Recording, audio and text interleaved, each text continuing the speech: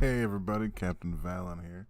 We're gonna jump right into One Piece chapter 937, titled Gyukimaro on Ohagi Bridge, which is actually a famous last stand, or a reference to a famous last stand of folklore, if I believe. Well, Robin got that butt facing us. I can appreciate that. I think I'm a biggest fan of the parrot and Frankie, though I do love me some monkeys. Alright. I think Zoro looking at a map is the dumbest one out of all of these. But that's just me.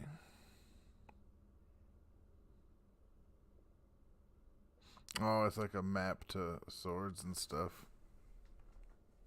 Alright. Wano country, en route to Udon from Kuri. Ma. Oh, you like Shiriko too? Don't you, little Tama? I do, it's delicious. Just the thought of the red bean sweetness spreading through my mouth. The mochi's smooth texture reminds me of a frog's eye. That's pretty scary, Olin.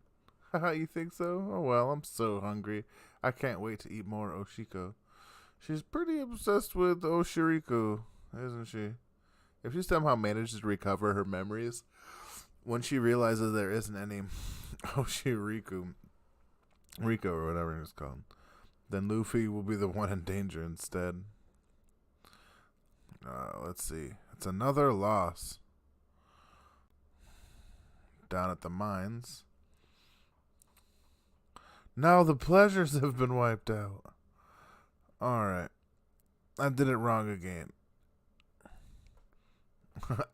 Rayleigh was able to deflect an elephant's attack without even touching it. His movements were much lighter.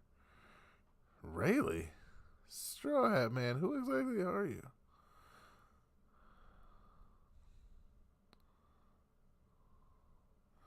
It's like wearing an invisible suit of armor. If only I could use it. You're a tough one, Straw Hat. If you had let me handle this execution, it would be over already, Queen. Puff, puff, inhale. What's the fun of it? What's the fun in that? The length of time and number of fighters, the most most exciting thing. Bring another bowl. Yes, sir. How many bowls of Oshirik? Okay.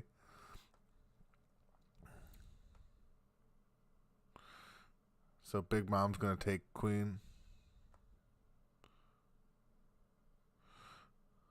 Okay, this is kind of foreshadowing and shit. Sorry, let me get back to it.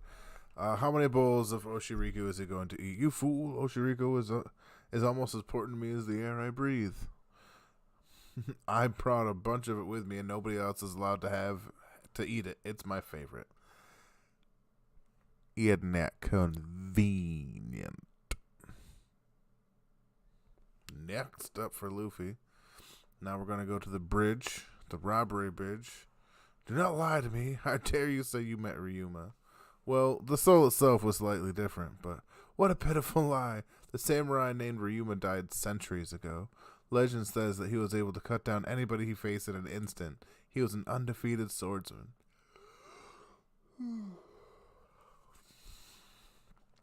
Highway robber, warrior monk, Gyukimaro. Oh, a man like you could never know the true value of Shinsui. Huh?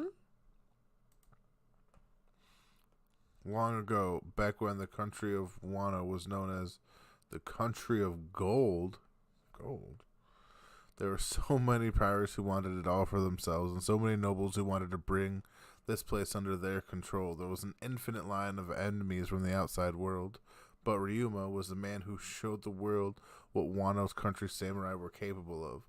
The tale in which he slayed a dragon that appeared from the sky is nice. Is only one of many.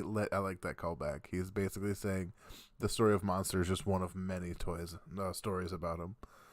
is only one of the many legends of the great samurai Ryuma. After his death, he was bestowed with the title of Sword God. Nice. And was buried with the world-renowned blade Shisui. These two are the national treasures of Wano country. I see, so that's how it is. But that has nothing to do with me. You will return Shisui to me. I hate when I don't have 3 swords. It seems I overestimated you. Shisui is a black blade. It became only after its many battles alongside Ryuma. Oh, a spineless brat like you has no right to wield it. Wait, whoa. Became one? So I was like, hold up, rewind that. Now that you mention it, I've always been curious about that. Hey, that black blade thing you've been talking about.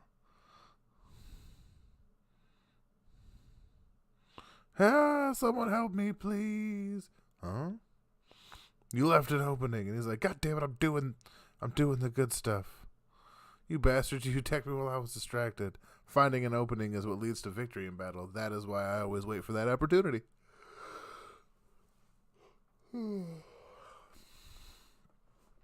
Oh. Let's see here. Is that what's her nuts? I think it might be. Someone please help. Our lives are in danger. A woman and a child. They're samurai. Hey, help us. Please, I beg of you, brave samurai. Hey, I can't tell if you're joking or being serious. Blood. Throb. I probably aren't joking around.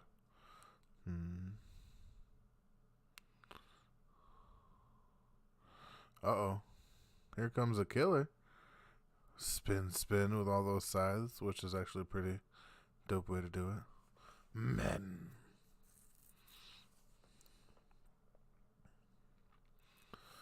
Huh? Wait just a moment. Huff. You're wide open again. Hey, can't you read the mood, you bastard? Have you forgotten about our battle? I'll get to that in a second. Oh, that's Kamizaru the Manslayer. Man. I was really hoping that was... Alright, oh well. Because he has kid's hair and stuff. That said, we don't super know what kid looks like. Or, not kid. Killer, sorry.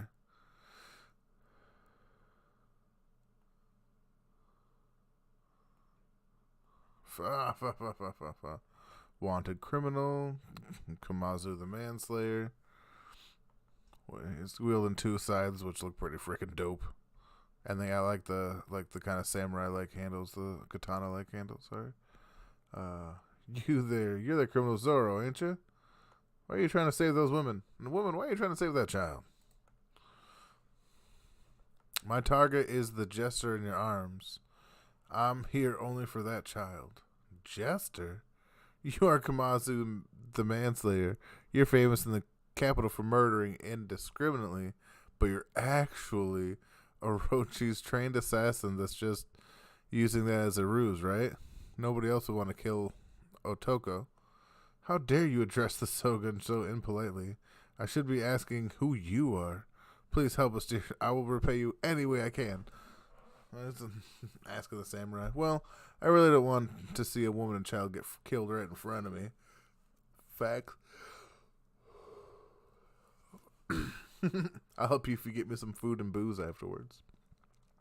Of course. Alright, then it's a deal. Go ahead and try. I don't care who interferes. Because I was ordered to kill anyone who stands in my way. Killing someone who serves under that guy, I guess, is going to cause problems later. But you don't need to worry. Because she will be the one who dies. He's watching it and he goes to cut the head off and it... Is that... Wait. He ducked his whole... No, he flung backwards. Are you really going to fight seriously? Plop, plop. They're fighting with the swords. You're why? Oh my god. That dude straight up attacks over from behind like a little bitch. Jesus. He's just sitting there watching, waiting the whole thing. Not even care. Wow, that dude's a fucking coward. straight up and down, and you're wide open. No, that's some ridiculous shit. Of course, now he gets skewered by that dude, which really isn't that big a deal for him, to be fair. Oh no, he didn't. Sorry, I got a little ad up here. Oh, he did. Drip, drip. It's stuck. But he's all smiling and he's like, "Ruh." And he pulls it out. I'll make two with this then. And he bites it, 3 sword style. 3 swords? That's a familiar sword style. Like, there's something to it. There's something innate about the 3 swords. Ren Goku Onigiri. Purgatory Ogre Cutter. That's what it's at least he got a fight out of it. Ooh. And all the black on the blades there?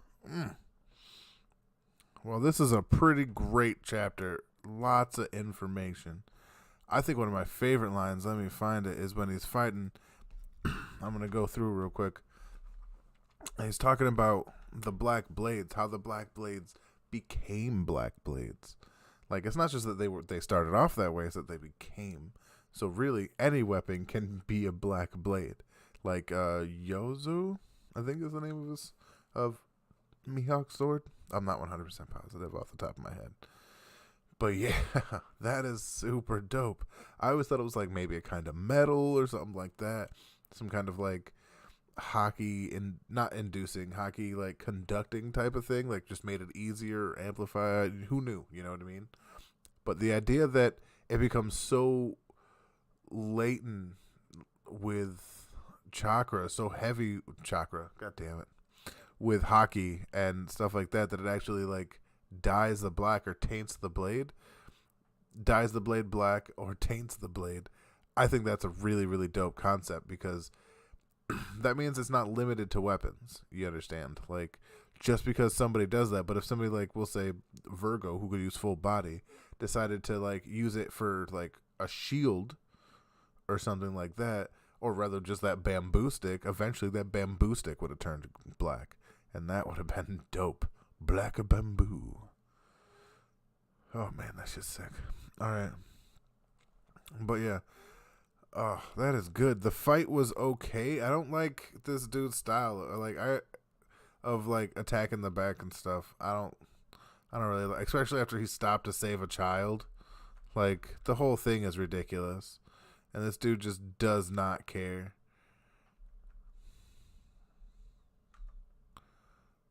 Yeah. It is fucking ridiculous. Yeah. It sucks a bit that Kamazu the Manslayer is just some schmuck. He might be a little better than this, but he definitely got gutted by the last chapter with that Onigiri. And let's face it, Zoro's had worse cuts than that to himself. You know what I mean? And that I love that fucking smile.